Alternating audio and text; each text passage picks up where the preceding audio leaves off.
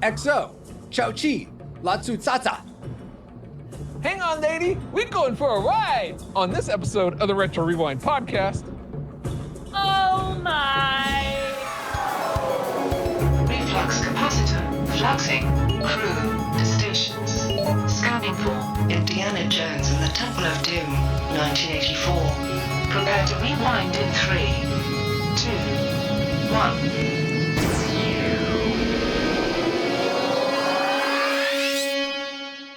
Merry Christmas, Rewinders and new listeners to the Retro Rewind podcast, where we take a fresh look at movies and games from 15 or more years ago.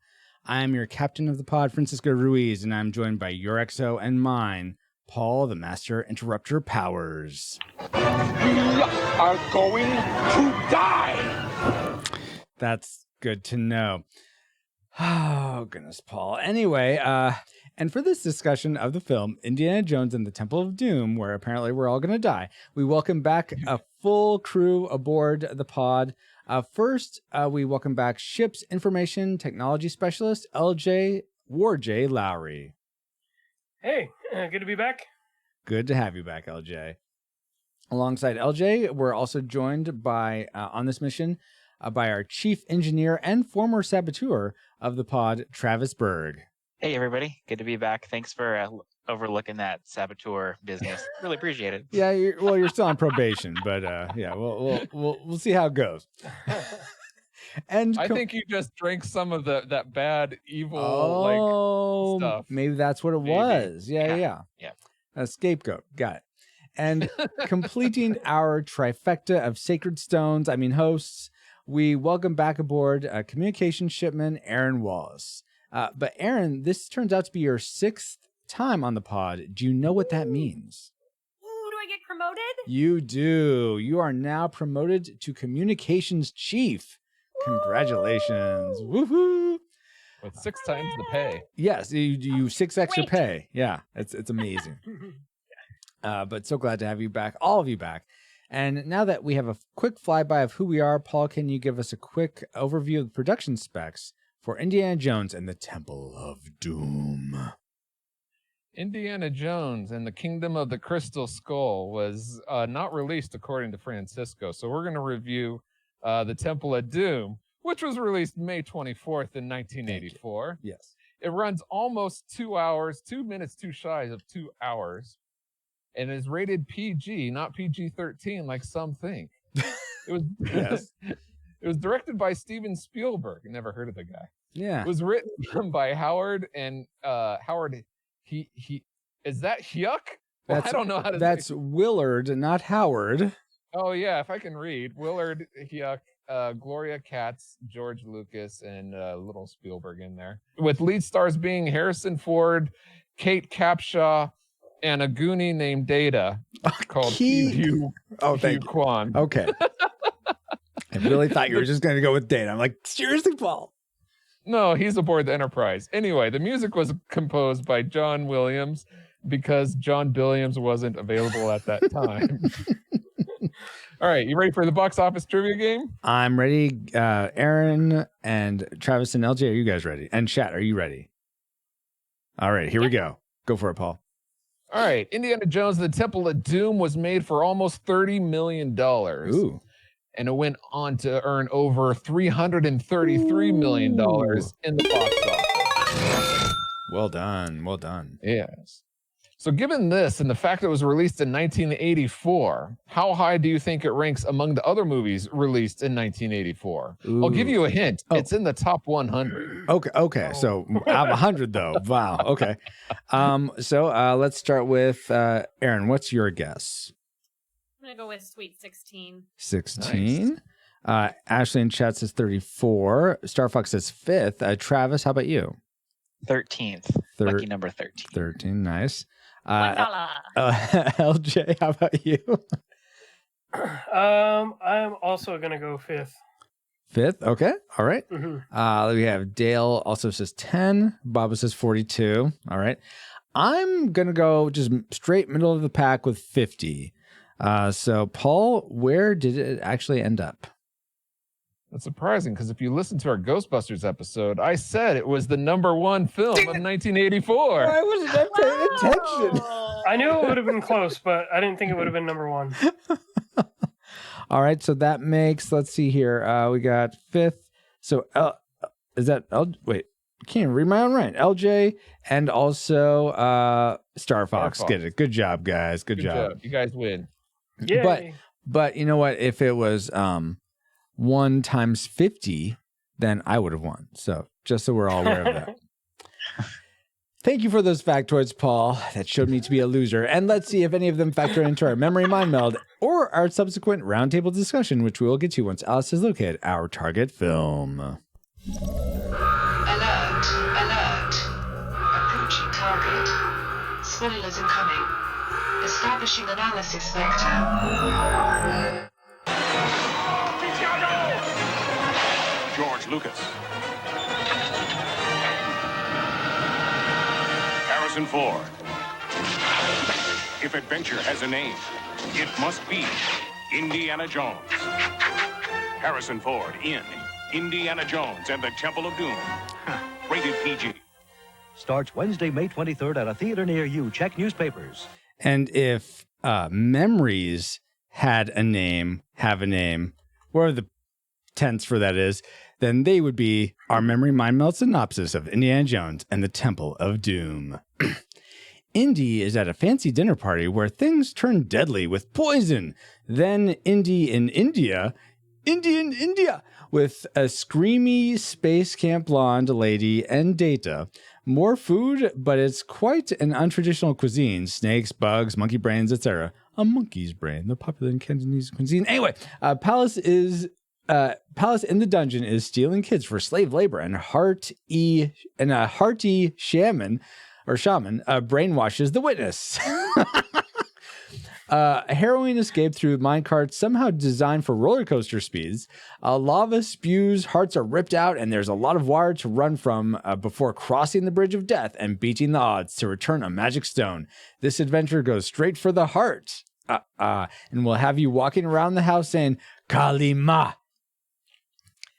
I mean, a lot of what that was very accurate.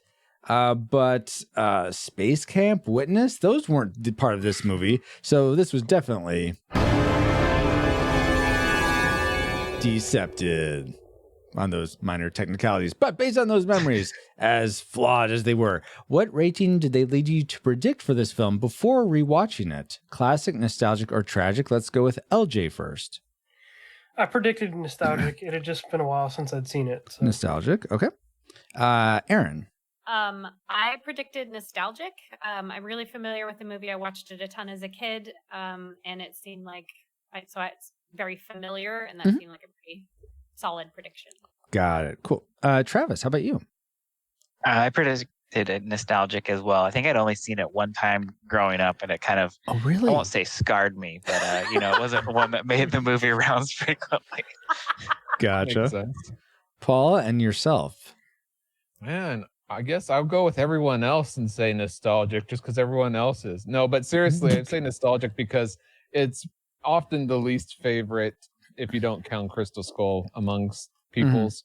So We don't count that one. Yeah. What's that? People keep saying these two words together. I don't know what they mean.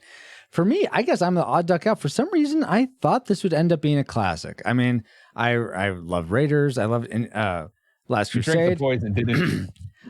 I've only seen this like 1 or 2 times growing up, and it certainly wasn't as fun, and I didn't like it as much as those other two. But I still thought, you know what, maybe this will still turn out really well. So I took a shot in the dark with classic. So I don't know if those predictions will pan out. But first, let's get into our discussion of the things we liked most about Indiana Jones and the Temple of Doom. Let's spin up our Best 3. All right, best 3. Let's start with, who shall we start with? Oh, Travis, who has not seen this since he was 2. What was something you liked seeing it as an adult, Indiana Jones and the Temple of Doom? Well, let's see. I don't want to get too far ahead. I think I really liked this as they were starting to sneak around in the temple, and then with the spike pit scene. For me, that's what really kind of got the movie going, made it feel like Indiana Jones. They're in some peril, and that was just like, okay, I'm here now. I'm ready. Yeah, falling out of the plane wasn't very perilous. That was so easy, but that crushing roof, yes. No, that I totally get that. That was a cool scene, especially having to get through all those bugs. Oh my gosh. It's interesting to note that was Steven Spielberg's favorite scene to direct. Oh, really? And like all his No, in that movie. Oh, in that movie. Okay. Paul, what was something that was your favorite about this? Was it the traps or things like that? I know some people find him annoying, but I really enjoyed Short Round. At least as far as bringing that kid and childlike wonder, but also that hey, let's have some fun in this in these moments. And I mean, it is a little ridiculous that I saw him take out 8 men in a row towards the end, but it's still fun to watch him, actually do a roundhouse kick and attack. So for me, he was fun. Awesome. Okay.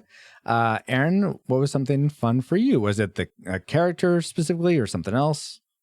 I really liked just the action sequences. I felt like the action sequences in Indiana Jones movies are always so good and so kind of particular.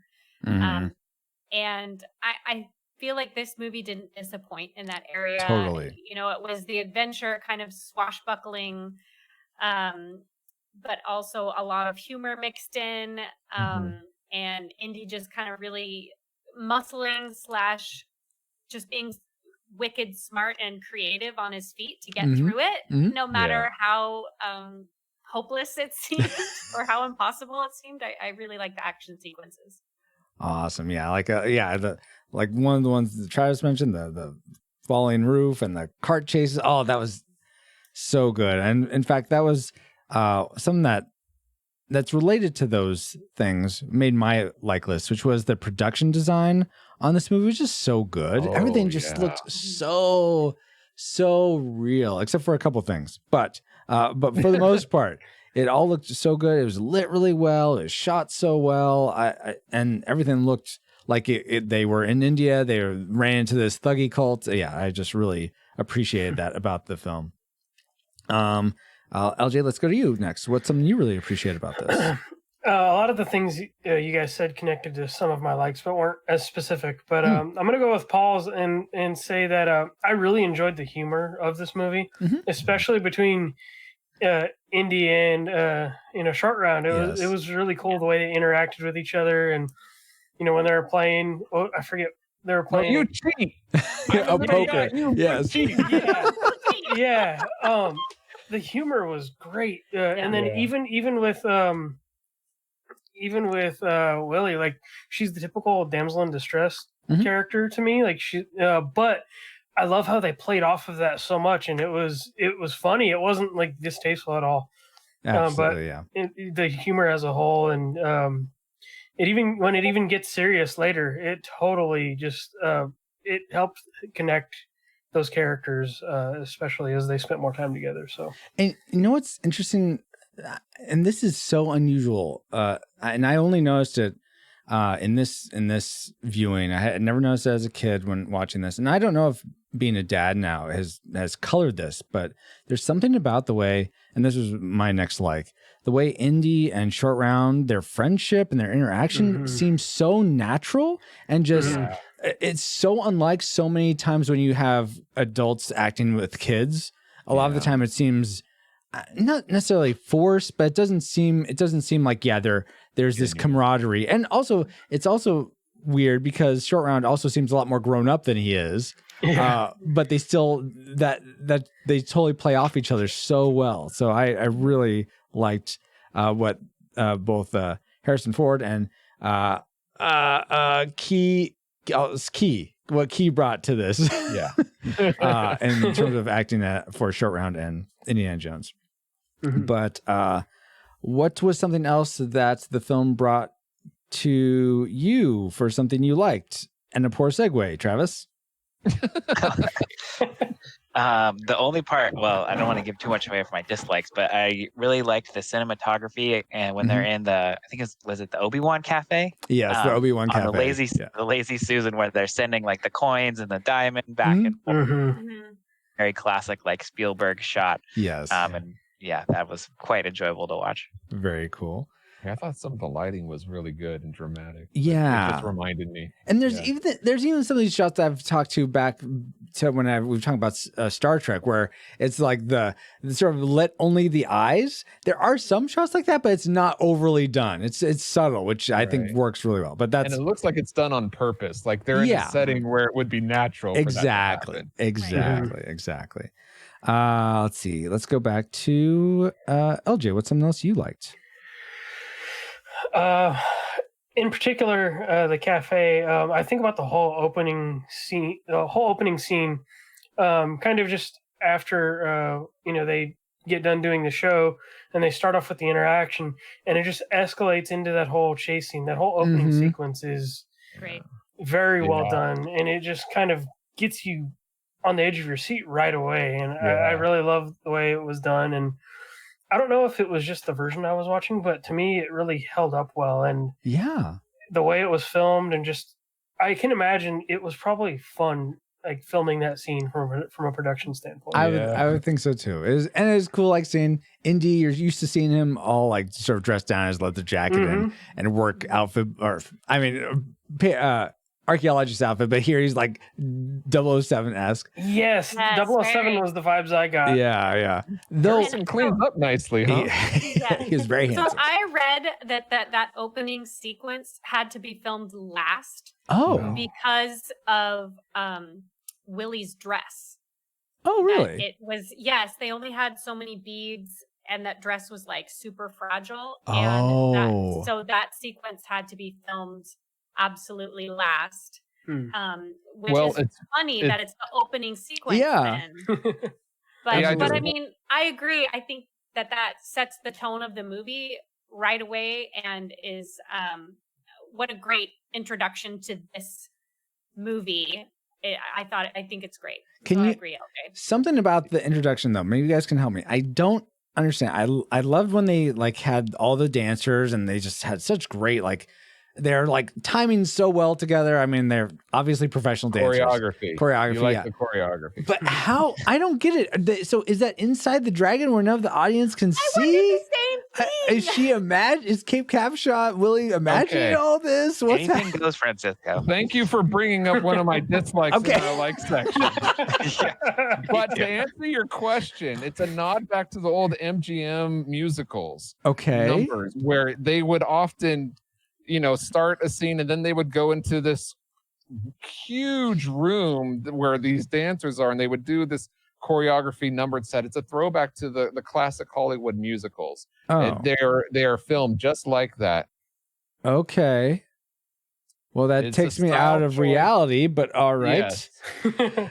Okay, well, thanks for explaining that, Paul. Let's go back to, let's go to Aaron next. What's something you liked? So you liked that opening sequence. Was there something else you liked, or was that a key like for you? No, I'm vibing with all the things that you guys like. The opening sequence, the spiky room. I don't know what else to call that. Yeah. Like the gif of Harrison Ford saying, "We are going to die." My brother will randomly send to each other because it's so funny. Especially the expression at the end.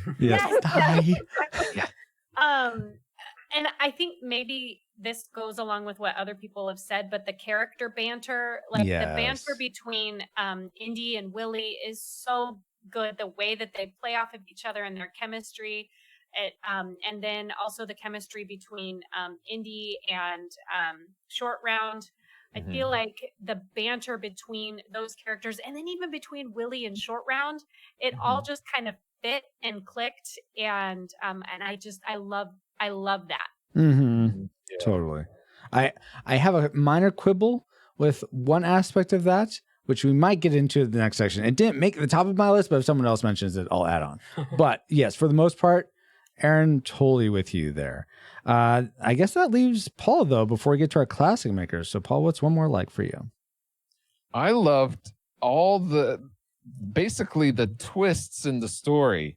Just as things were ramping up, like at the beginning, there's a lot going on, and then you think Indy's is getting away, but no twist. Yeah. The plane was owned by the bad guy, and then the twists weren't like spread evenly throughout the film, but it's okay because there's more coming, and just when Indy has the stones, like he's about to go away, then he hears the screaming children. It's like, oh yeah, I gotta go for that. So it's all so just the story and how many twists and turns there are all the way throughout, I thought was fun. Well, so you mentioned that he has to go for the screaming children. So I'm just going to take that as a good segue into my classic maker, which was, I thought you love the screaming children. Oh man, so I get too little of it at home with 2 young ones. I need more screaming children in my life. No, well, if we got a movie for you, no. It's just Harrison Ford in this role. I mean, I've seen him in Indiana Jones, obviously, in the other 2 movies. Yeah, other 2 movies that are out there. But Star Wars? There's Indiana Jones. Oh, wow. There was something so evocative of his performance here, whether it was his very roguish, like, I'm just going for fortune and glory, but then he has these heart for these kids. It's like, oh man, I can't just leave them in this, and like that he even chooses to go to the village to begin with. I mean, there is this desire to get these very valuable stones, but I think there is this also driving force of the children just being taken that really pulls at him. And then top that off with when he's like fighting, I could see it in his eyes, him fighting against the blood curse that he was under, not wanting to go against it, but sort of just having to. It was just so great, the subtlety in his performance, at least that I picked up on, that I don't think I appreciated him enough. I didn't see that type of performance, and at least I don't remember it in Last Crusade, and I don't recall it being that visceral in Raiders of the Lost Ark from last year. Well, I do, because that's also my classic maker, Harrison Ford. And I think it was also my classic maker for Raiders. But I agree with most of everything you just said, but I'll take a side note and I'll address you, Francisco, since we've been reviewing the Young Indiana Jones. Yes. So did you constantly, like, throughout the movie, like, compare, like, okay, what we've seen of Young, like, oh, this is kind of different. Different from the character. Well, I was definitely making this comparison. Oh, he's been to India before, because that was when he was a kid. He was in India, and there's he knows the language. Yeah, he knew the language. There's similar, like the child that was put up on a pedestal, and just thinking about his relationships, like with Remy, his friendships and stuff, and how they must be applied to now. It definitely really adds so much more color to the character and texture to the character, even though I still can't recommend that show. But anyway, but it'll be interesting next year to see how well that character develops and closer to becoming to the character that we see on the screen in this film. And I did read that there is an artifact that him and Remy. So for those that don't know or aren't listening to our tail end episodes where we cover each chapter of Young Indiana Jones at the end of some of our episodes, Indiana Jones has this friend named Remy who he's in World War I with. And apparently later on, when World War I ends, they are going after this diamond in one of the chapters. And it turns out it's the diamond that he gets in the beginning of this film, the Peacock Diamond. So there's a cool link there. Finally a link. I know, right? But okay, enough about this. Harrison Ford, me and Paul really liked him. Let's see. Travis, did Harrison Ford make your classic maker, or was something else much more compelling about this film? Maybe it's like the popular answer, but I think the classic maker for me had to be the minecart chase scene. Oh, just yeah. Like with how long it was, like the production value of there. Like if you think iconic movie scenes, that is like at the top of the list. Totally. So that was my really classic good. maker. Yes. What was nuts, I was watching behind the scenes, and they said they built the mine cart, all the tracks and everything, and they built it around the giant studio. And I'm just, of course, they used some of the same shots and they just used different angles and lit it differently to make it even longer. But the idea of having to build all that and film all that is just mind-boggling these days. I think they would all do it digitally now, but it's it's a great scene to see in real, quote unquote, real life, Yes. in its full.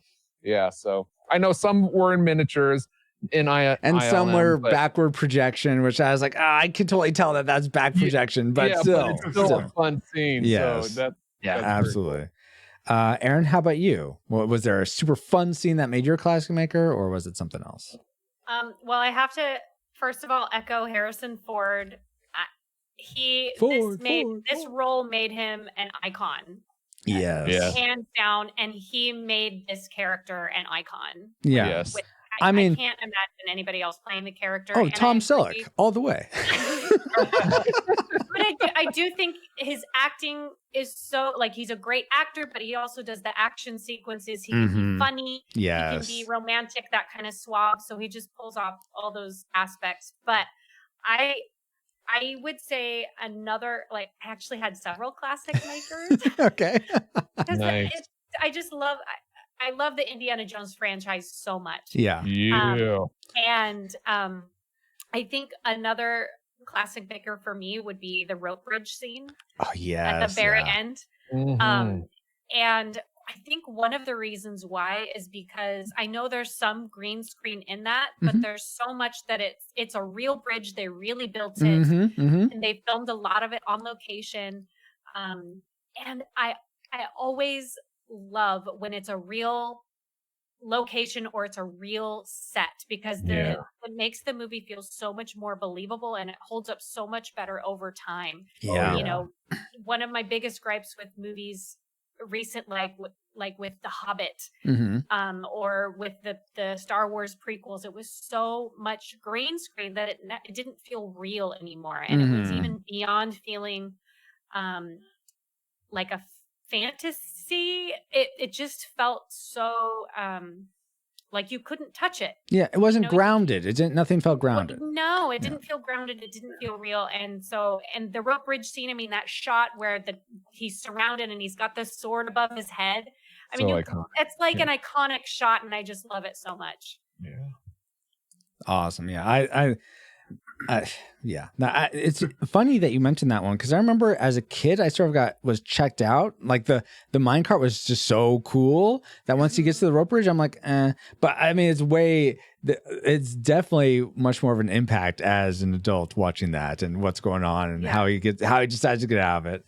Yeah. Well, and you see how he thinks his way out of it. Mm-hmm. Yeah. And how it's like you see them upping the ante, him and Molaram. Like, he's like, okay, well, I'll throw the stones, and he's like, okay, well, then I'll do this. And I love that Molaram called his bluff. He's like, fine, do it, because most antagonists are like, oh no, okay. It's really good. I'm gonna blow up the ark. I'm gonna throw the stones. Okay, fine. I guess. I'm gonna throw away the Holy Grail. Fine, they usually call his bluff. You know what, Paul? Let me get to LJ now for his classic maker. We'll fix it. LJ, go for it. What's your classic maker for Temple of Doom? My classic maker was the story arc. I feel like the way the story moves is one that you could probably, like, if someone was to teach, writing or some kind of class on filmmaking, I feel like this is one that, like, a lot of other properties have used, especially me playing a lot of video games and seeing what I'm saying is there's like sections to it. So there's the beginning, like okay, what are these characters doing? Then there's the journey as far as to the objective, and then there's the encounter, which is when they're at the objective, and that's when they encounter the villain. But then there's the escape. Yeah. And so from the encounter to the escape is, like, I feel like almost the second half of the movie. And I love that arc because I've seen so many other properties. Wait, no, the arcs in the first in Raiders. And they didn't have the escape in Raiders. That's a good one. No, I totally continue. Yeah, but basically I was just like not even in like Tomb Raider or Uncharted series, since those are heavily lifted from Indiana Jones, but there's so many games and things that have this type of story layout, and I think it's the perfect adventure plot line, I guess. And Mm-hmm.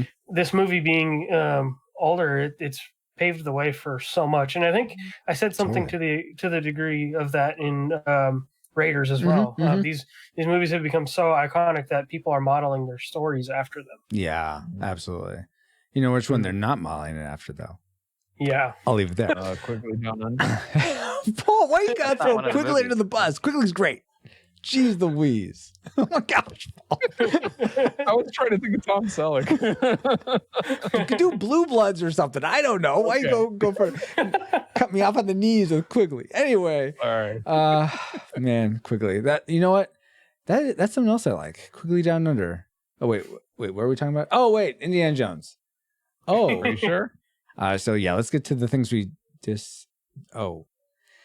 we can't get to dislikes yet, guys. I had one more thing I liked. I'm sorry. You know what? It's Spirit Blade Productions. Since 2006, Peter Franson has been operating Spirit Blade Productions to create entertainment and resources that equip, encourage, and inspire Christian geeks. And soon after starting this indie studio, Peter expanded to include a ton more content and community under the banner of Christian Geek Central. I'm personally a big fan of what Peter is doing, and you can join me in supporting him on Patreon so that we can help keep this ministry going and growing. Not to mention, your support can unlock fun rewards for you to enjoy. Head over to patreon.com/Spiritblade Productions for all the details. That's a great commercial, Francisco. Thanks, Paul. But what does that have to do with Indiana Jones and the Temple come of Doom? on, really? It's not clear as day to you? You got the spirit of Kali Ma influencing Indy, good. and there's a blade that lots of the bad guys have. There's blades. Okay, good. I thought everywhere. you were calling Christian Geek Central the Temple of Doom, but okay, good. Okay. I sense you want some trivia about Temple of Doom, maybe? Is that what you were looking for, Paul? Better, yes. All right. Here, how about this then? Did you all realize that Steven Spielberg said in 1989, I wasn't happy with Temple of Doom at all. It was too dark, too subterranean, and much too horrific. I thought it outpoltered Poltergeist from 1982. There's not an ounce of my personal feeling in Temple of Doom. Best Spielbergo impersonation right there. But that leads me to ask you guys, what is your least favorite Steven Spielberg movie? Not Indiana Jones specifically, but just in all Spielberg movies, what's your least favorite one? It's okay if you haven't seen them all, by the way. I certainly haven't. But if you have a list? Oh my gosh. Just off the top of your head. Oh, off the top of my head. Oh, All right. Nice. If you want to look it I'll up, I go guess you could. first Okay, go for it, Paul. Say that, if Spielberg did Poltergeist like he is attached to it, I think he I would say executive Poltergeist. produced it. I don't think he Yeah, directed but it. there's a lot of lore like he did a lot more than that. So, Oh, really? I- Okay. yeah. So if that counts, I would say that one. For Okay. me. We have Temple of Doom is enthusiast. Ooh, shots fired. Let's see. How More to about come on that. you, Travis? I only watched it once, and I was maybe like 11 or 12, so maybe it's better. But I think Duel, was that one of his first movies where there's the car and semi-truck driver that have a road rage incident, and then the Yeah. semi-drivers chasing him down? I think that was a Sure. Steven Spielberg film. Duel. Yeah. I vividly remember Good one. Duel like it was yesterday. LJ, Duel for you too, or something? No. I cheated and did a quick Googling while you guys were talking because I Okay. couldn't think of all the movies off the top of my head. But No worries. one that comes to mind is AI. Oh, where he I- finished, really? What's his name? Haley Joel. No. Stanley Kubrick's Yeah. movie. Oh, so Yeah. okay, because it had him as director, and Oh yeah, he he did. did. He Go ahead, Paul. go ahead. um, I think between the two of us, you know what we're saying, right? yes, he you said Okay. he had finished it or something, right? Yeah. Yes, Okay. exactly. Yeah, I just found that movie like it was fascinating, like what they were doing, but it just felt so long to me, and just as a kid, and it didn't hold my attention. Yeah. Gotcha. And I'm looking at a list. You were not wrong, Travis. Duel is a TV movie from 1971 that was directed by Senor Spielbergo. That's what I said. But for me, it's actually going to be Well, I mean, I can't say the first half of Jurassic Park. If I could, I would say that. But no, Why would you say that? Well, there's a whole episode on why he would say that. But I'm going to say E.T. the Extraterrestrial. Oh, get out of here. You're breaking my heart. Breaking You're breaking my That is heart. not Such a waste you know of what, a movie. Francisco? No one asked you. Oh, dang it. That's true. Wow. That is true. That's true. Nobody asked you. Burn. Fine, guys. Fine. Whatever. Aaron, I'm asking you, though. What's your least favorite Spielberg movie? The Flintstones. He did the Flintstones? I didn't know he did that one. Okay, wait. He was a producer. Okay. Okay. No, I want directed. I want directed by. Oh, I don't know. I can't really think of any off the top of my head, but I'm so bad at remembering who actually directed movies. well, if we ever review the Flintstones, I know who I want as a guest host. It just wasn't a good movie, guys. Did you like Indiana Jones and the Temple of Doom? Well, we'll get to I that. know, I'm being silly. All The right. one with the shark? Yeah, didn't you one with the shark, my I feel gosh. like? Somebody saying Hook. That we just watched that with the kids the other day. That's a great movie. Hook's so underrated. Yeah. Rufio. Yeah, it's a great movie. There's slow bits to Hook. 1941 is often criticized. Oh, really? I haven't seen it. Yeah. There's also this other apparent Indiana Jones movie. He's, I guess, directed. It was a Okay, fan well, flick. then that I he would say directed. that one probably. That one. All right. We'll go with that. Nah. There's a fourth movie? That's why I keep hearing. It's so weird. It's like people keep trying to incept that into me, but I'm like, no, I reject this inception. All right, so there was some trivia about Indiana Jones and the Temple of Doom. Thank you guys for being a part of that. Yeah, thank you, Francisco. And we're not doing lists in our trivia right now because it's Christmas. So Merry Christmas, everybody. Mhm. But Dustin Warford did respond to an open trivia question about Godzilla. And the question was, if there was no oxygen destroyer, could the head of Medusa stop Godzilla? So he answers, if she can stop the Kraken, she can stop the King of Monsters. Yes. All right, fair summation there, Dustin. Thank you For me. for answering that one. And now that we have all had some trivial fun, let's find out what memories you, our awesome rewinders, had about Indiana Jones and the Temple of Doom. Philip Hurd and Aaron Strauss both left gifts from Indiana Jones movies. And Aaron also said, I remember watching it for the first time thinking, hey, wait, it's Han Solo, LOL. Then was blown away by Indiana Jones's character and how well Harrison Ford did with the role. It's one of my favorite movie franchises apart from Star Wars. Jeffrey Williams says, the small Asian had some funny lines. He was well played. Indeed. Well, that's what you can call him. Throw Me the Whip says, I mean, a lot. It's one of the most exhilarating films ever made. Yeah, it's because I asked him what do you remember. So that's what it means by a lot. He remembers a lot. Yes. So Andrew Simpson goes on to say, a heart getting ripped out and monkey brains, specifically chilled monkey brains. Tasty. Delicious. Daryl Hafner says, this is the one Indiana Jones movie I haven't seen. We'll have to listen for the final rating. Oh, only one. Wow. Drew Doggin says, hold on to your potato. Dodgin, Paul. Drew, what did I say? Doggin. Or, yeah, you say Doggin, but it's Well, that's how Dodgin. they pronounce it where I'm from. Anyway, Drew Dodgen says, hold on to your potatoes. Wardale White says, saw it in the theaters with my uncle. I remembered enjoying Short Round, Ki Huai Kwan, very much. The scene with Mrs. Spielberg going up and down the lava pit was very intense, but fun movie overall. Now, quick question: are they still married? For some reason, I thought they were divorced. Yeah. They are. No, I don't think. Oh, I okay. don't think they got divorced. Maybe they did. I don't know. Sorry. I shouldn't say that right off the top. Now I'm looking it up. Okay. While you look it up, I'll do the next one. Yeah, Paul. do the next one in the voice. Okay. No. All right. Fine. You don't have to. The Dapper Man says, honestly, the film is okay. It lacks the fun that Rages had. This is not saying this film doesn't have the fun moments, but it is indeed considerably darker in tone and atmosphere. It has an odd pacing that removes the curiosity of adventure like Raiders. Thank God, The Last Crusade fixed the fun parts. Every scene with Kate Capshaw is so very annoying. I personally wish she would have died, but that's what you get when you try to compete against a James Bond franchise. The whole dinner scene with the monkey brains was another over-the-top scene that did nothing but slow down the plot of the film. Short Round is okay, even if he's overly stereotypical, and Indiana Jones is shown as a darker character. This time still has fun to see. Was fun to see. It was clever to make this a prequel, but not a technical sequel. For that time, however, as I said earlier, the film is just okay. What, Paul? What were you gonna say? You just have him like send in an audio clip and play it. I mean, I guess we could do that. Yes. Anyway. Anyway. I don't know if we need to harp on that anymore. But Alex Ortiz says, "Fortune and glory, kid. Fortune and glory." Dirty Steve 40 says, Kalima!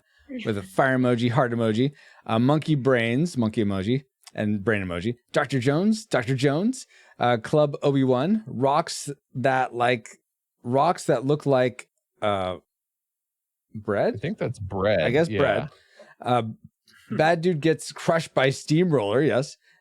Which, by the way, guys, I didn't realize this. Did you know that's the same actor who was the big German in Raiders of the Lost Ark in the plane? The bald guy with the Yes. Yeah. Only because I read it on IMDb. Okay, yeah, same here. I didn't know that off the top of my head. I read it, but apparently they're supposed to used several times in the Indiana Jones films. Okay, yeah, and they do it as a running gag, like That's cool. with them. Mm-hmm.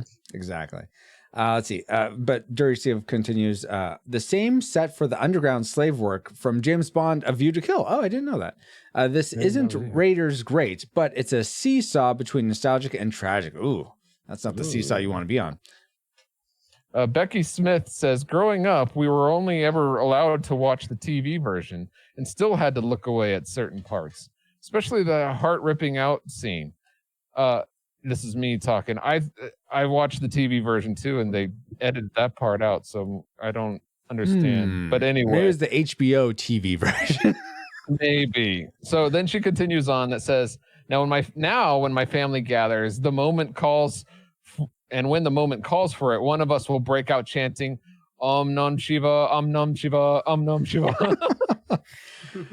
Well, Kalima, exactly.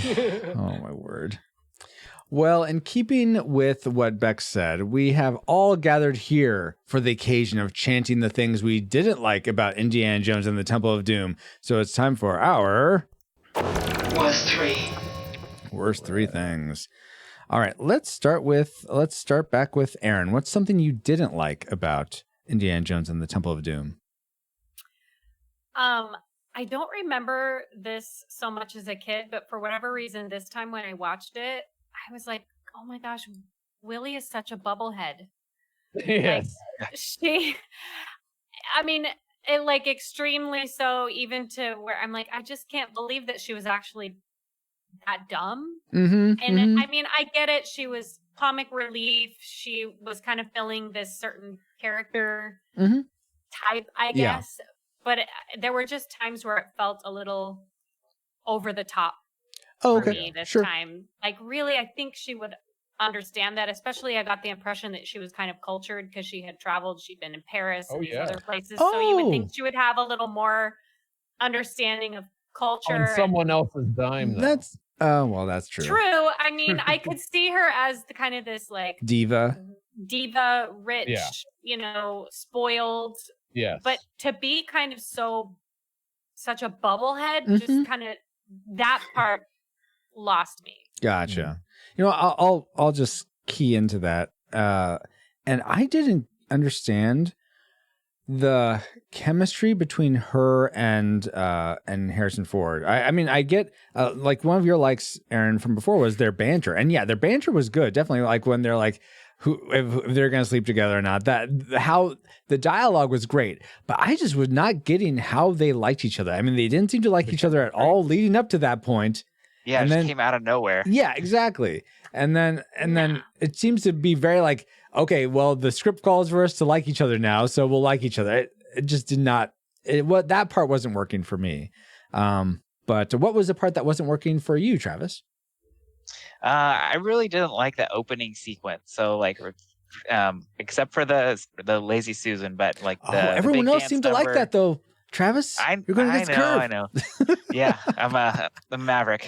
You know me. But yeah, I don't know. Just like there were some great parts into it, but overall, just like the opening sequence didn't really feel like tense. Like it felt like it was too comedic for me. Like when the diamond was getting kicked around and the balloons are falling down and stuff. It just didn't quite have that same kind of like uncomfortable tension that some of the other films have had. So it kind of, I don't know, set the tone a little odd. They need to add a minecart in that restaurant, and then it would have been great.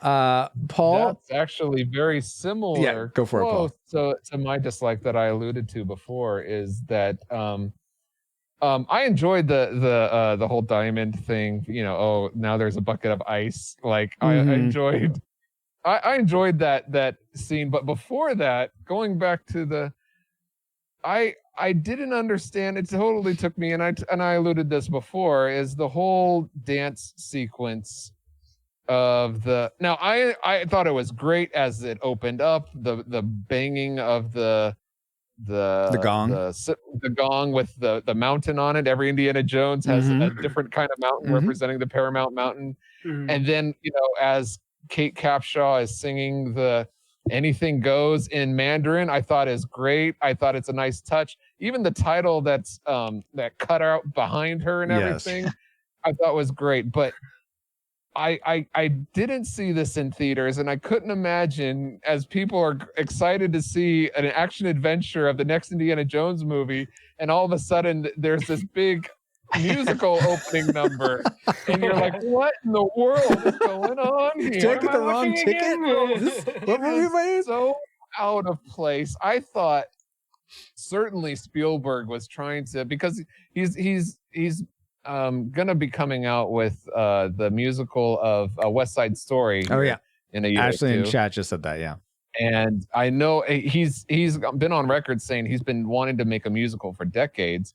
But I was shocked to find out it was actually George Lucas's idea to open it up with the musical number. Oh, really? Okay. Not Spielberg. But anyway, I just thought it was out of tone, out of place for an Indiana Jones movie. Yeah. But you know what? Something as well done as it was. Yeah.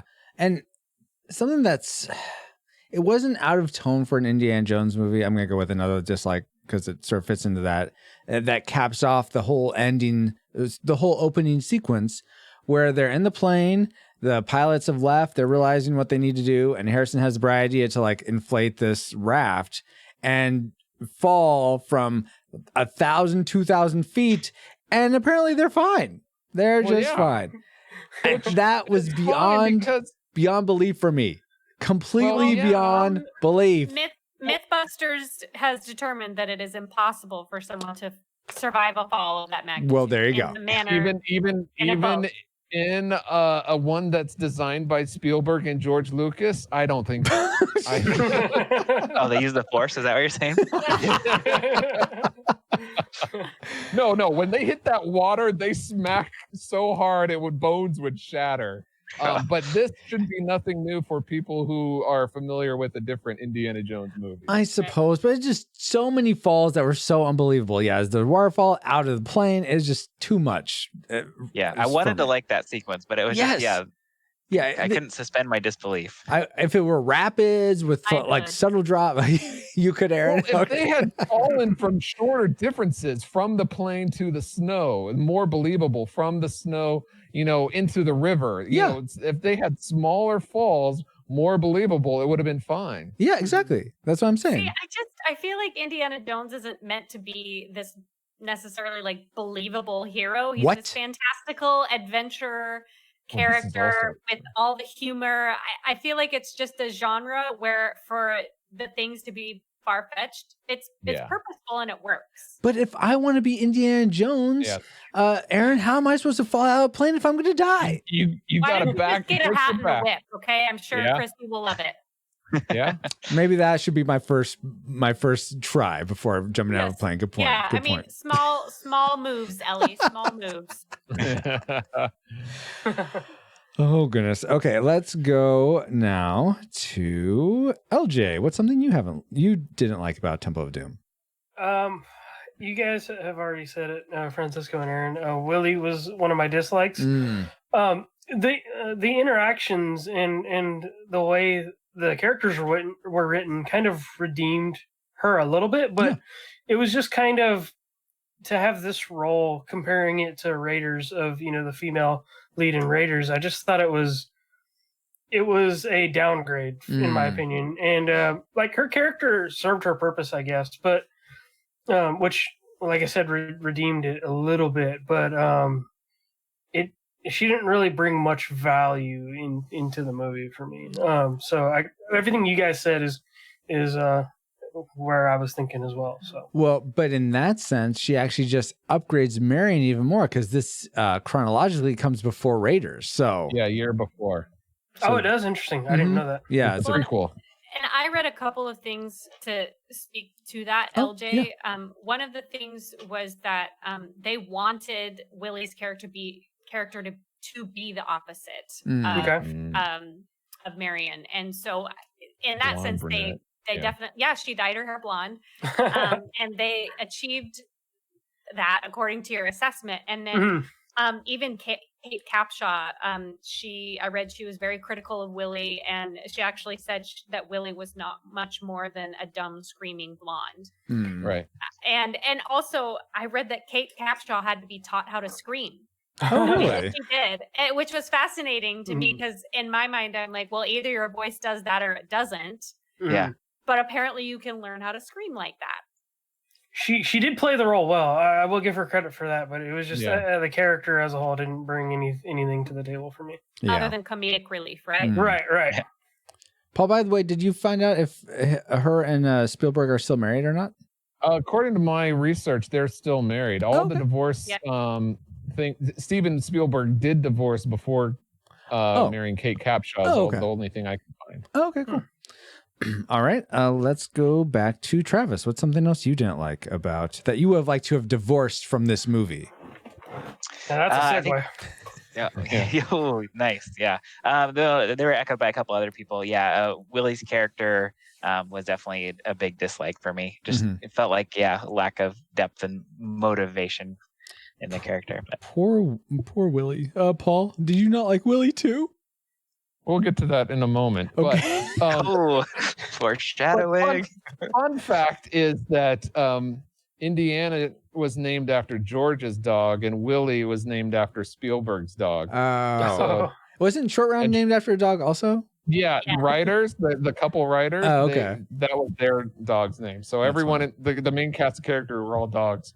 Anyway, one of the things that I didn't like, I thought it was strange, is that there's a strange amount of people sleeping when loud noises should be waking them up at different parts of the film. I thought you were going to go into this, Francisco. We're going to talk about the plane and the people were sneaking off, and there they are sleeping. Okay, that's convenient. Well, they've been. I'm sure he's been what, up for a long time, but I don't know about Kate Yeah. Capshaw or Short Round. But okay. What kind of guy is hoping a lady is going to come over and have adult relations with the kid sleeping right there in the room? That's a good point. I never thought about that.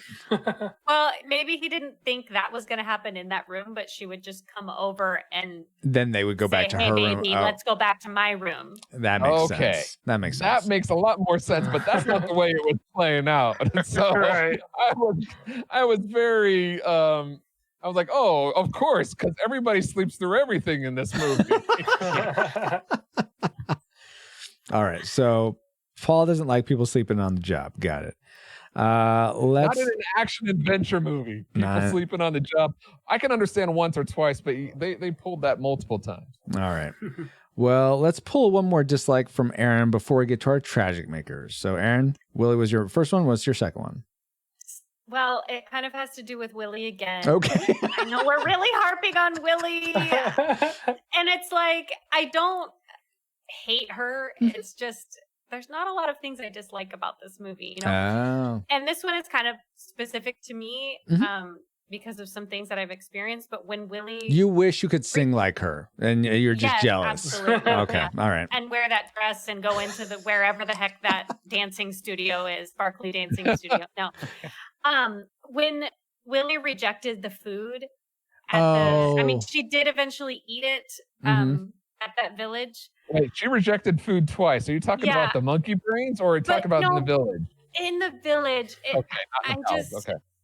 I've traveled to countries and where I know that people are offering me more food than they eat in a week. Mm-hmm. Wow.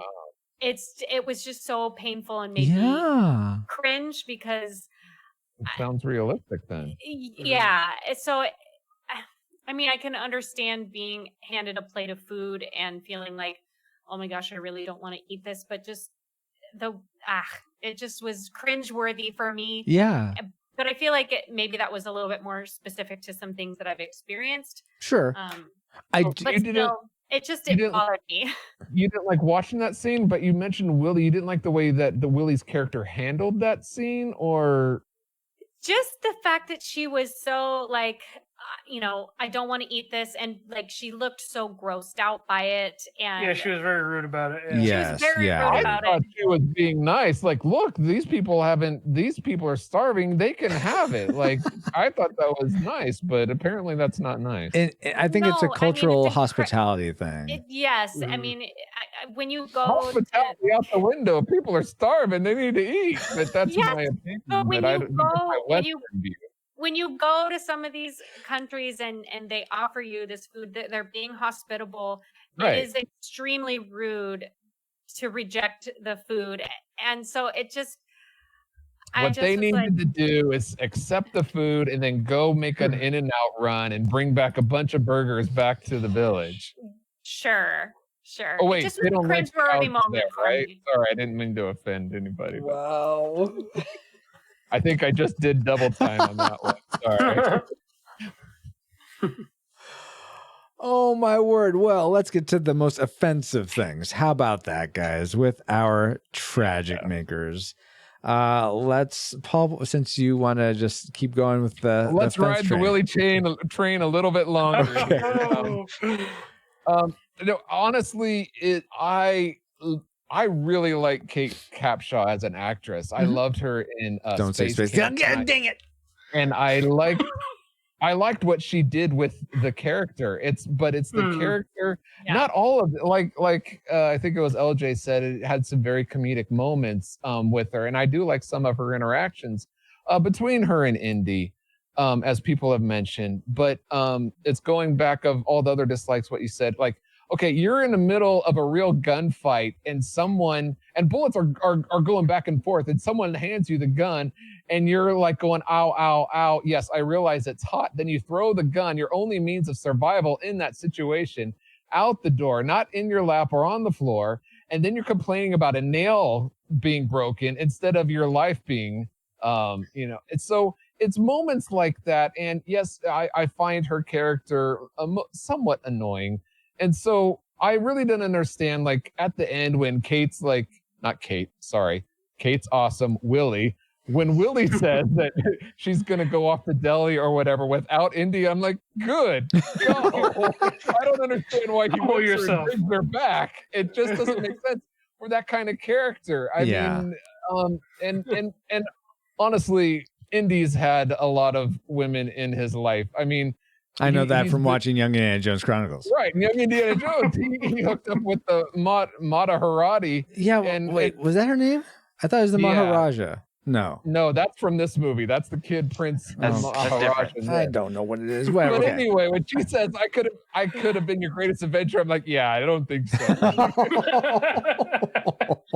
Just take a path and keep going.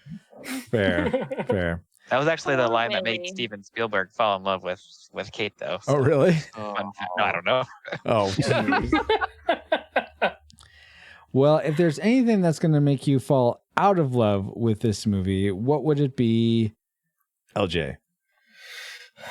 There were some shots that, and I've mostly experienced this with like watching the higher res versions lately, because I don't know if the version I was watching was in like 4K or something, but it was super high definition. But there were some scenes that you could tell like they just didn't age well. Like as far as the one that really got me was whenever I forget his name now, but the villain whenever he whenever he falls and lets go, that one was just, I don't know what that was, what kind of like if it was graphics or anything, but scenes like that just look cheesy. Like they just did not hold up. And They need to drop a camera from a cliff and film it in real life, like Aaron was saying, and then it'll pass the test of time. yeah, like I mean, I get it. Like that's due to me watching the more high res version, but I've noticed this especially. Like I've only had like a 4K TV for about a year now, but as I watch some of these more remasters and stuff, it's been fun to see what they can do to them. But also looking at just some of those scenes that's hard for them to touch. It just it does take you out of it a bit. And to go along with that, I think some of the effects on the so like there was a scene with a bat when that attacks Willie or whatever, and then also the monkey heads. They just a combination of all those things are just those things real monkey heads. Not that they had to be real, but there's just parts and bits and pieces of this movie that didn't quite hold up. But overall, I mean, it's stronger than that in my opinion. I will say I completely agree with you 100%, LJ. But watching it in higher def, I did realize in this watch that I had never noticed before. But there are like severed fingers and severed arms on some of the statues that I. Oh yes, I noticed that too. That made I was it like, more oh my creepy gosh. Yes. time. Yes. Yeah. So and that's what I mean about some of these remasters is you catch little things and you see the work they've done to it, and it's fascinating. But then there are scenes and certain special effects that just kind of make you cringe. Yeah. Gotcha. I remember as a kid thinking that the Molaram falling at the end was like they didn't do a very good job on that. It looked Even really back then, fake. it Even wasn't. back then, yeah, it wasn't great. Yeah. Okay. That's what, guys. You know what? I didn't notice that for some reason. I'm not even recalling how it looked for him to fall. So that's interesting. That stuck out so much for you guys. Were you probably asleep? blinked. I wasn't asleep, Aaron. It I was just like invested. it was like some kind of like graphic or something they did. I don't really know how they did it or, Is it what, some- but it just Is it It similar was to? probably some kind of technique that Yes. they used to use that they no longer use. I Mhm. would think. Is it what it looked like in Raiders when the big truck's going on the bend and then these guys fall out over a cliff or a car? I think there's a car that falls over a cliff. There's some big fall and it looks like a weird No, but composite. there is that scene when the water's shooting out and they're holding onto the cliff and it Yeah, looks like they're cut and pasted that on. does, yes. Yeah. That one I did Yes. notice. That's Yes. the perfect description. Cut and Cut and paste. yes. Yeah. Okay, yeah, that's a way. Yeah, okay, yeah, that's a good comparison. Or like flannel board. We're gonna Oh do my this. God. I don't know what it was. Like, It's like construction paper yeah. project. Jeez. Aaron, let's go with you next. What's your tragic maker for Temple of Doom? Oh gosh, it's the portrayal of India and the Indian culture. I really thought you were going to say Willie again. The portrayal of Willie was just. No. Of the Indian culture, really. Yes, you know what? India holds a really special place in my heart. I've been there 3 times, and Cool. you know, I mean, even doing some reading about the movie, that when this movie came out, it was a lot of people thought it was incredibly racist. They couldn't even film in India because the Indian government didn't like the script at all. They felt it was a poor portrayal of their culture, and Well, yeah, they weren't even allowed to even use the word Maharaja in the script. yeah. So that's why that was the final linchpin where they said, all right, we're not filming in India. yeah. So I mean, I wouldn't say that it would make the average person want to avoid the movie. But it just feels like a gross caricature of a culture and a real highlight or caricature of some of the spirituality and whatnot. It just was cringeworthy for me because I've been to the country and I love it so much. Is it mainly the thuggy cult aspect or even the village that they go to in the beginning? Because I don't know, that to me the village seemed like it didn't seem off-putting. And I mean, I haven't been to India myself. I know my wife has, Christy has. But of what I know, that seemed like it's just like a destitute place. It seemed like a very sad place and it felt authentic in that way. But if you're talking about the thuggy cult and that being like, oh yeah, that's what India's spirituality is like, then I could see what you're saying. But I'm just want clarity. They portrayed that's India's spirituality. In fact, that was like like you said, a cult, an offshoot that even was put, to rest, or they thought they got rid of. But so I didn't even associate, me as a Westerner who's never been to India. It never even crossed my mind to think that this is what the people from India do. Well, you're a smart guy, Paul. You actually think about the movies you're watching when you check your brain or turn your brain off. Oh, okay. But we're totally taking over for what Aaron's tragic so I'm maker. trying to understand Aaron's. I'm trying to find out what's so offensive about it, because I mean, I've already said offensive things already. I don't want to say more. No, it wasn't the village. I mean, it was that felt like a very, honest portrayal of a destitute place, people in a dire situation. But it was definitely the overemphasis of just the evil and the thuggy, cultish, and the kind of typical costumes that the guys were in. It just felt a little off color. Oh, okay. So, I mean, as a kid, I wouldn't notice. Again, it's because I've been to India 3 times. It holds a special place in my heart. And so, but if you're looking for a great portrayal of Indian culture, I would say The 100-Foot Journey is an excellent movie to watch. Oh, cool. Okay. Yeah. So, Travis, we good. saw that with you in today. Yeah, that's a good one. Oh, nice. It's a great movie. I will. By the way, I was going to push back just a slight bit, Aaron. Oh, I will too. Were you in India during 1935 British occupation? No, I was. Okay, then maybe things had changed since then. Were you Francisco? Well, I mean, I saw this documentary, Indiana Jones and the Temple of Doom, and so I assume that's what it was like. Yeah, I was going to say, don't be hating on the thuggy life. Oh my gosh. That's a very fair assessment, though, Aaron. And I appreciate that you have this way different perspective, having been to India several times, that you're able to bring to this. So thank you so much. Yeah, I appreciate your opinion on it. I'd actually personally like to, learn more about it. Absolutely. About their culture and stuff. I would like to learn more about what Travis's tragic maker is personally. My tragic maker was kind of a combo of like the pacing and the story arc of the film in general. Like it just like the first half an hour or so felt like, oh, it's like a romantic comedy. There's Indy and Willie, they don't really like each other, and there's all these hijinks going on. I was just rolled my eyes a couple times. Crazy couple kids. Like at the scene where Willie's trying to get dressed and all the animals are attacking her. It's just like, okay, this is like too much. And then they get to the temple and it's like, okay, now it's super serious and a lot darker. Like and the tone shifts pretty drastically. Yeah, pretty hard. And there wasn't really like the archaeological, investigation like in Raiders and in Last Crusade, where they're searching for clues and finding hints and getting closer to figuring things out. It was just kind of like, oh, the statue moved and now we got it. So you're saying to yourself, why isn't this more like National Treasure, pretty much? I mean, well, don't dare insult the acting graces of Nicolas Cage, but there you go. Gosh.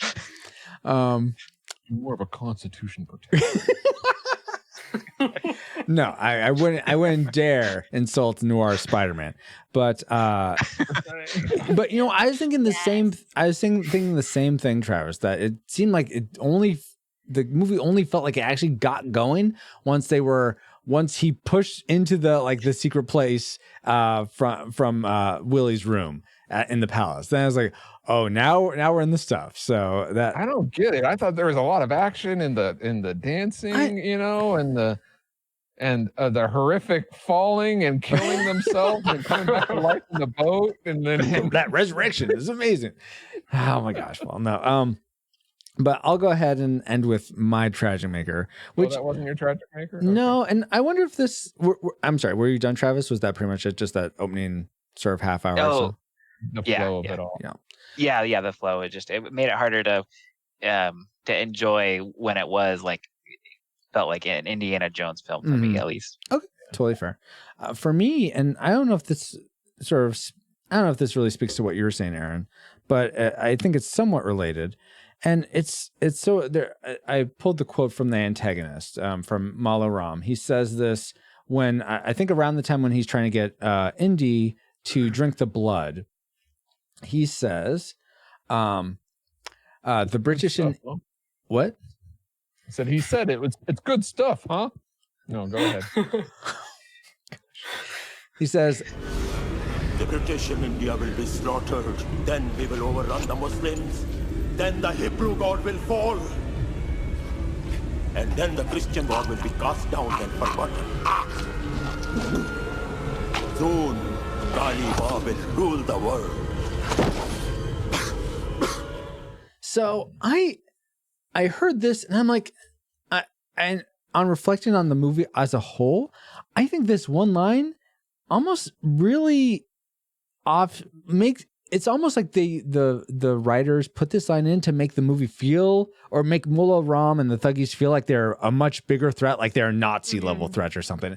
But I don't think you need that. I think the threat of them just being in their territory, stealing children and stealing these stones to give them these evil powers, I think there's plenty of threat as it is. So to have them just spout all this like, yeah, we're gonna rule the world, where it's like, really, dude, your small cult's going to take over the whole world? I don't think so. It just seemed way too outlandish, almost as outlandish as the Indy falling from a far height. Okay, but I will. I know this is shocking, but I'm going to have to disagree with you. What? No way. And here's why. Because this provides motivation. I mean, like, why would these people try to resurrect this thing that's supposed to be like old and not good, you know? And I honestly think it's because they believe that these 5 rocks, when they're put together, really does create the ultimate power. There is like the art. Right. But I believe that they believe that is the ultimate power, and that's, if they have the ultimate power, of course, they're eventually going to spread and take over the world. So to me, it's a fair motivation for these people. I don't know. I mean, I guess I think it would have been more authentic if they just said, and then we'll have the power of Kali Ma to forge our own destiny, or to become heartless.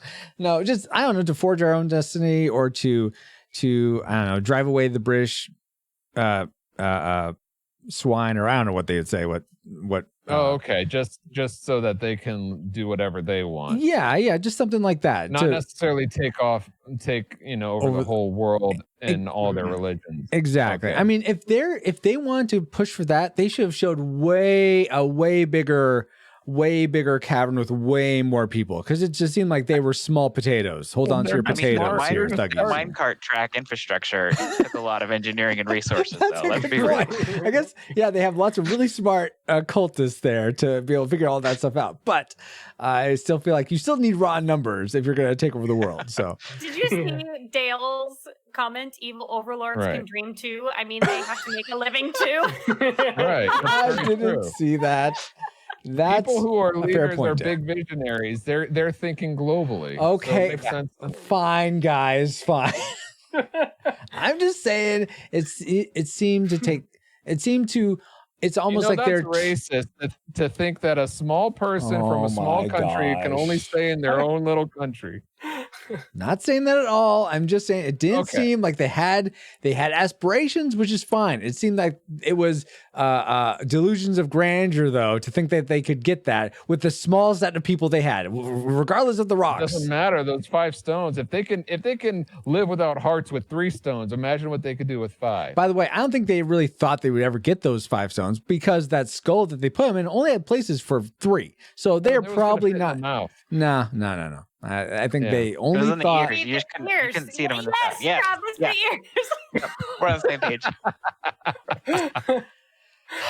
Ruining my point. Disney was born with the mouse ears on top. You know what, guys? Oh, go ahead. Francisco, I think it does kind of tie in to what I was saying. Is it just feels like a very, very dark portrayal of that. Like, it was like, we're gonna focus on this darkest thing that we can find in India, and there's nothing redeeming about that we can portray in the country, in the movie about the country at all. Sure, yeah. So I think that maybe that explains my points a little bit better. Mm-hmm. You know, because my experience of the country was so beautiful, but it was also very specific and tied to just a couple of places. So, you know, that's fair.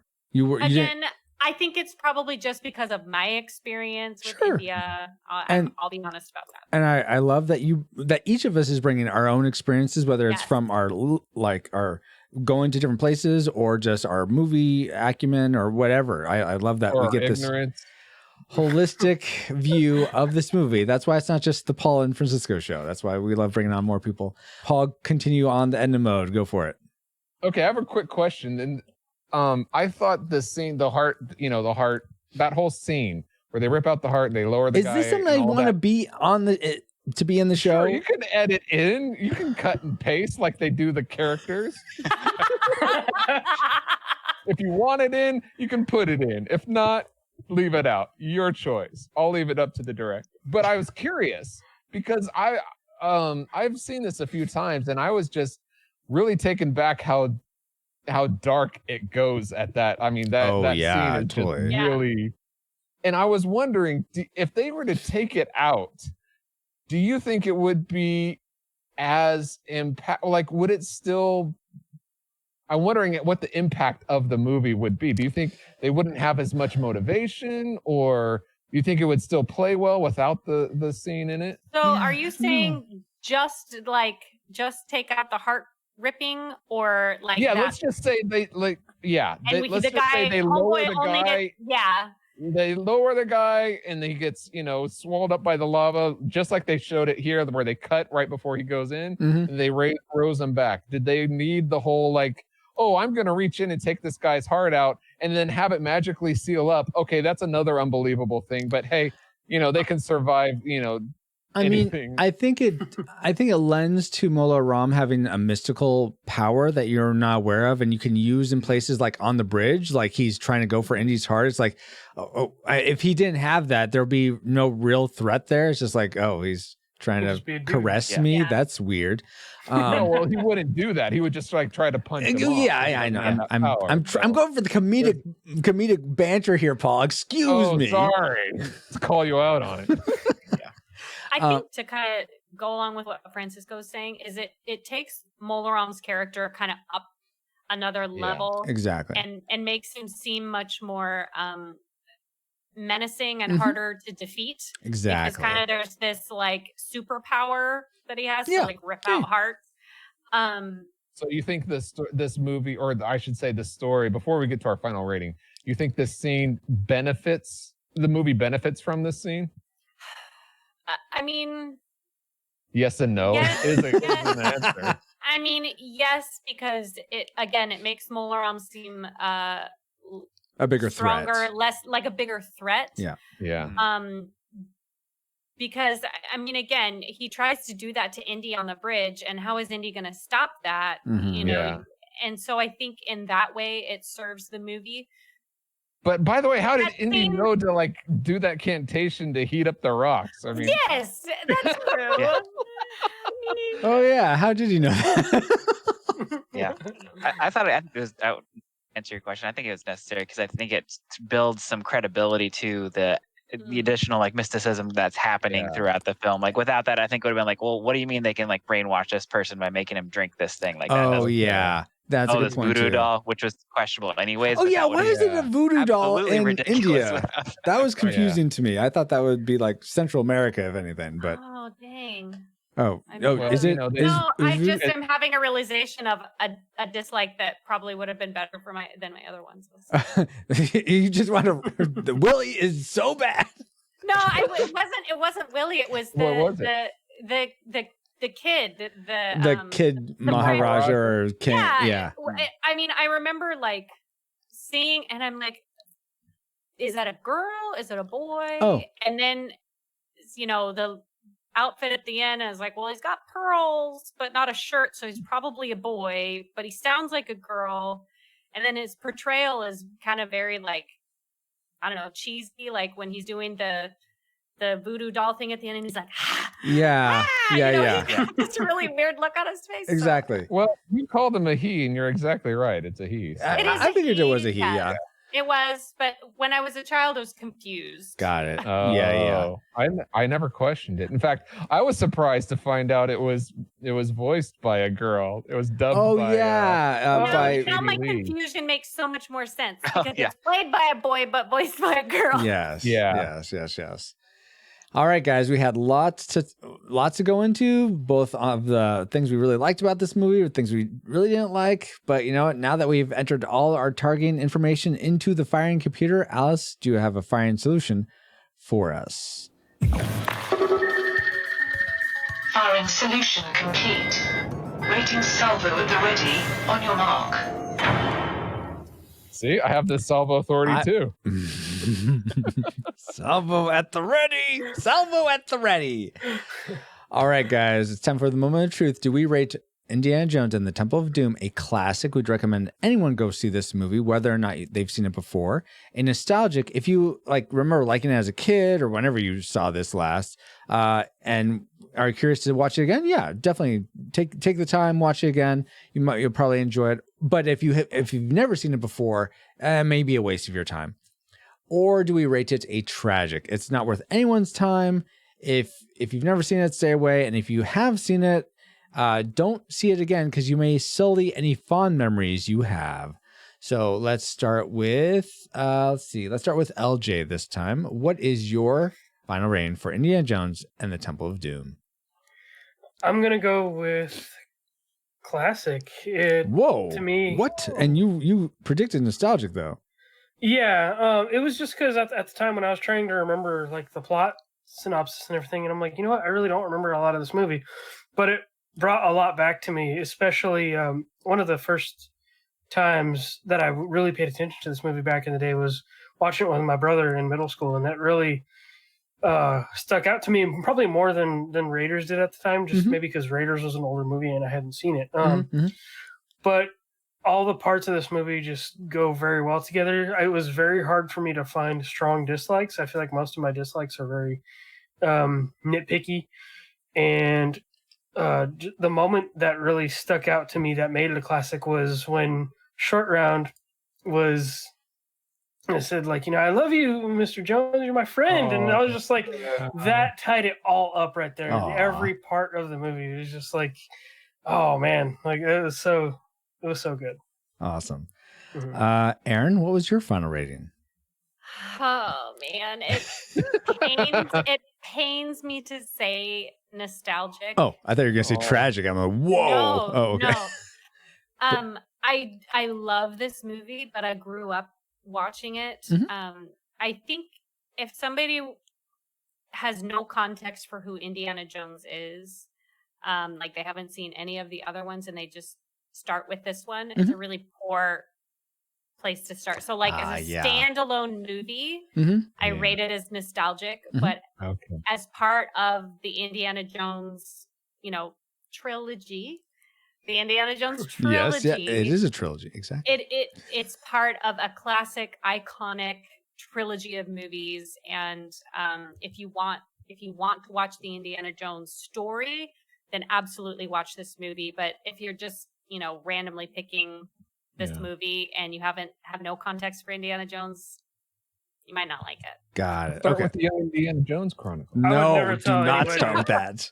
I would never tell anybody to start with a sequel. No, never. But it's a prequel, so yeah. Somebody might not know. Somebody might not know. I mean, I don't know. Yeah. You could start with Empire Strikes Back first and have a great viewing experience. It did come out first. Or Young Indiana Jones, right? Oh my gosh, another. Travis, what's your final rating for Temple of Doom? I feel very similar to Aaron. I guess one difference is like I only watched it like maybe once, so I didn't have a lot of memories of it. So it was definitely like the nostalgic, like, oh, it's kind of fun to watch again. But if I was in the mood for an Indiana Jones movie or wanted to recommend someone, it definitely wouldn't be this one. So I think it lands squarely in the nostalgic camp for me. Nostalgic camp for you. And if the ride, hey, that's a classic. So there you go. More minecart rides in the restaurant, a plane ride, and minecart everywhere. Disneyland, yeah, everywhere. Oh my gosh, the Indiana Jones ride at Disneyland, so it's good. It's my favorite ride. It's such a good ride. Yes. Favorite ride. Yes. Paul, how about for you? What's your final rating? You predicted nostalgic. And watching this, I loved it as a kid because I was about Short Round's age, and it was just I really connected. And but watching it now, the nostalgicness of it was just firing so strong that I really enjoyed watching this. And honestly, I'd recommend it to anybody. So I give it a classic. Classic. Wow. Paul, I'm a little bit surprised by that, Paul. I am too. But you know, when you bring up how you relate to Short Round in the movie as a kid, it's like I had never thought of that. But I was probably about Short Round's kid when I watched this as a child, and so to think that you could almost imagine yourself in the story from his perspective. That's really cool. I had never thought of that. I could totally imagine myself dying as I hit the mountain and then hit the water. Yeah. No, but being Indiana Jones' friend. I know. Yeah. Again, comedic banter is what I'm going for, Paul. But I'm just going back to the movie. It's just I'd so recommend it. Paul, how the mighty have fallen. Just giving into your feelings. I guess we'll find out. For me, I mean, I read a classic too. Oh my gosh, that's even more shocking. I didn't realize it is a Christmas miracle.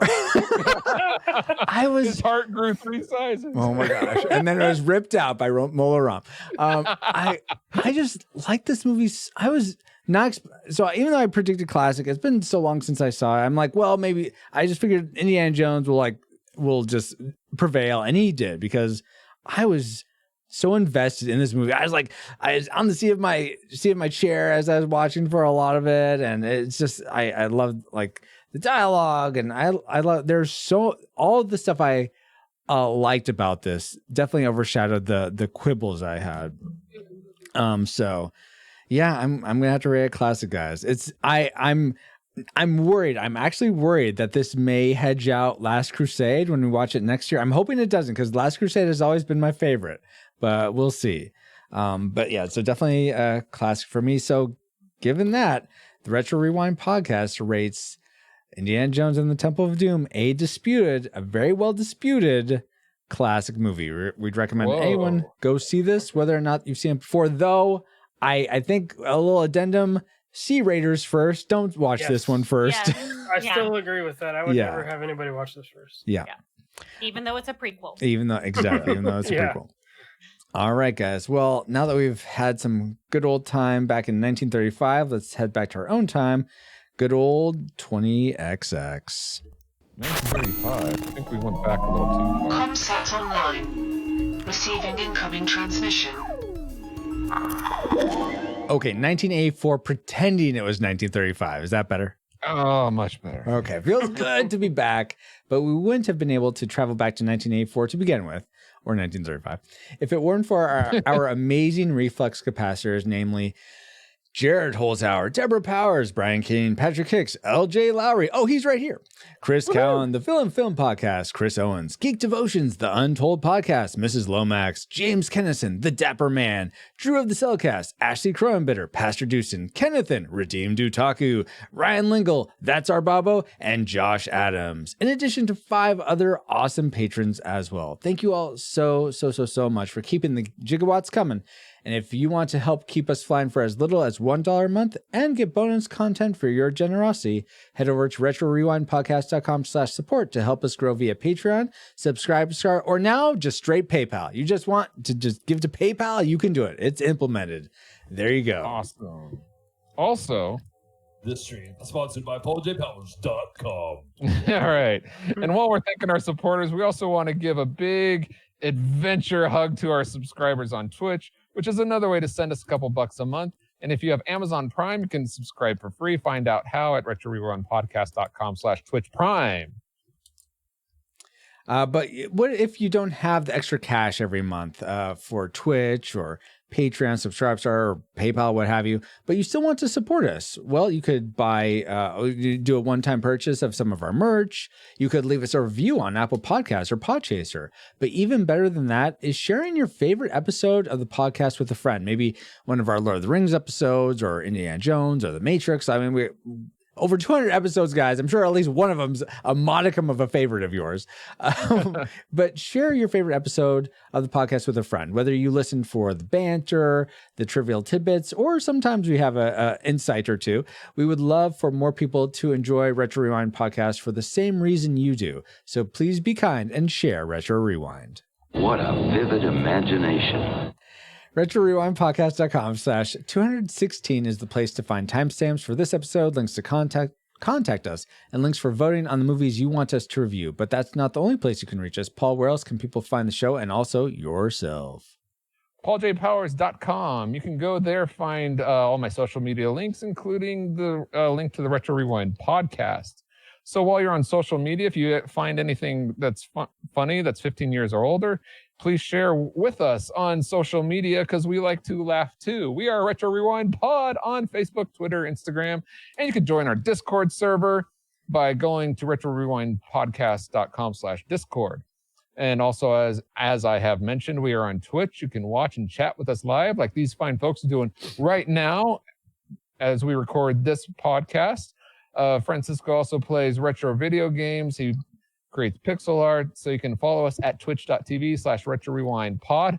And coming soon, even more. If you want to find me, PaulJPowers.com, guess where you go to? PaulJPowers.com. Oh, I was going to say .net. I would have been wrong. Okay, .com. Oh, got good. It. Yes. Thank you, PaulJPowers.com, for being an awesome friend, awesome fellow cult member. I mean, just co-host of this podcast. Really appreciate getting to do this show with you. Awesome. And I so appreciate getting to do this with you. I'm so excited that we're actually going through this. Yes. This Indiana Finally Jones. A movie, not an episode of a TV show. I've been missing the TV show. So all right. That's fair. Me a little bit, but then I watch it and I'm like, oh, I don't miss this. Oh, no. But also, I'm really grateful for our guests for taking time to come and discuss Indiana Jones and the Temple of Doom with us. So like I like to do, I like to go alphabetically. So we'll start with E-Money Dub. What? Tell us how we can find you online. Is there anything going on you'd like to promote? Yeah, so I'm on Instagram as eMoneyDub. Mostly I just post about my kids. Today I was 2 posts about my daughter. She colored on the wall in Expo Pen. And then she wandered around the house with a popcorn bucket on her head, bumping into things. So what's an Expo Pen? I don't know what that is. It's what you write on a whiteboard with. Oh, okay. Yeah. So anyway, the bucket on the head is for the Jedi training. Yes, I'm sure. Yes, totally. Okay. And then I'm on Facebook as well. You can look me up, Aaron Wallace, there. And then my husband and I are pastors at a church in the East Bay at Creekside. East Bay, Texas, East Bay, area. New York, East Bay, area Maine. of California. Oh, California. Oh, so the San Diego Bay. No, oh my gosh, you guys are crazy. Anyway, you can look up our church at creekside.org, or on Sundays you can join our live stream at live.creekside.org. Awesome. We are actually both leading worship this Sunday. So especially if you're looking for a church and you can't meet in person, or maybe your church can't stream online, you can check us out. And we're excited to be here and with what God's doing here at this church. Will you be leading in person the Sunday after Christmas? Because this comes out on Christmas. Oh, maybe. I don't know. I'd have to look at this. Go and find out. Yeah, go check out Creekside's live stream. Live.creekside.org. There you go. Thank you so much, Aaron. Right. I wanted to ask you, as a fellow parent, did you watch Temple of Doom with your 2 littles? No. No. No. You know, why it's not? funny. There's like Parental we're guidance. I guess a little more liberal than some parents with what we let our kids watch. Like Jeremiah's, he's not quite 6, and he's seen a lot of the Avengers movies. Oh wow, okay. He watches Spider-Man, and he's seen a lot of the Star Wars movies, but like he hasn't seen oh my gosh, the Episode 3, not Attack of the where he kills the younglings. Attack of the Clones. Revenge of the Sith. Okay, Revenge of the Sith. yeah. Thank you. And we're like, yeah, buddy, that's probably not a good movie for you to watch. You know, or this movie, or this movie, or the most recent Star Wars movie, the not The Last Jedi, but Rise of Skywalker. Yeah, a little too dark. Yeah, yeah, I could see that. Yeah. Cool. All right. Thanks, Aaron. Yeah, thank you so much, Aaron. Thanks so much for having me. It's always so much fun. I love it. Awesome. Yeah. And since we're going alphabetically, I'm going to save Warjay for last and go to Travis. Oh, nice. The last name starts with a B. I love it. Yeah. Let's see. I am occasionally on MySpace, so you can find me on there. I've got a couple great how-to YouTube videos for my online speech class in college. So if you need to learn how to change your oil, check one of those out. Okay. Please subscribe.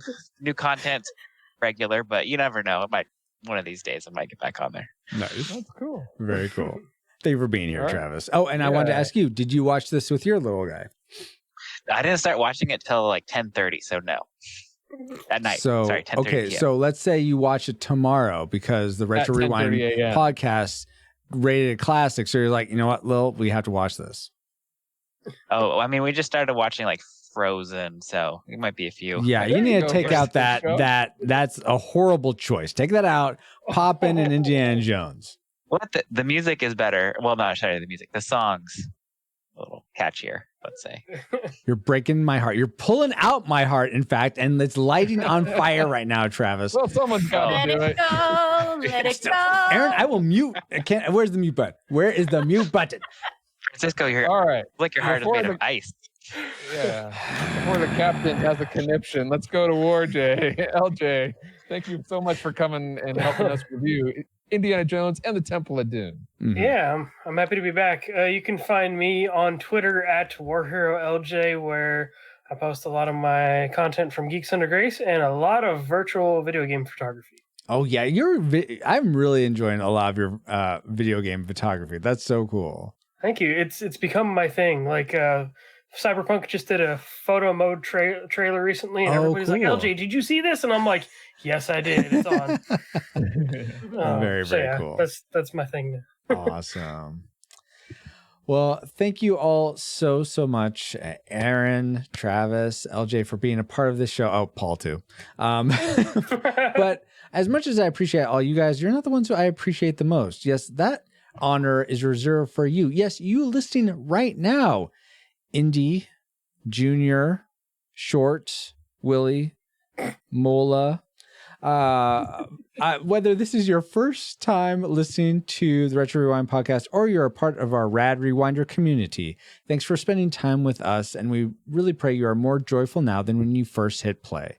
I have been and continue to be Francisco Ruiz. Find me on Twitter at FXRetro_, or on Instagram at FXRUIZX, and you can DM me in either of those places for pixel art commissions. Oh, finally, we are honored to be part of the Christian Geek Central network at ChristianGeekCentral.com. You can catch us at CGC or our website, but like a Pokemon, we got to catch you all for, here's an announcement, end of episode. For you awesome people that listen all the way to the end, you get the special announcement. In the months of January and a little bit of February, we are going to be covering on the podcast The Karate Kid 2 and The Karate Kid 3. But that's not all.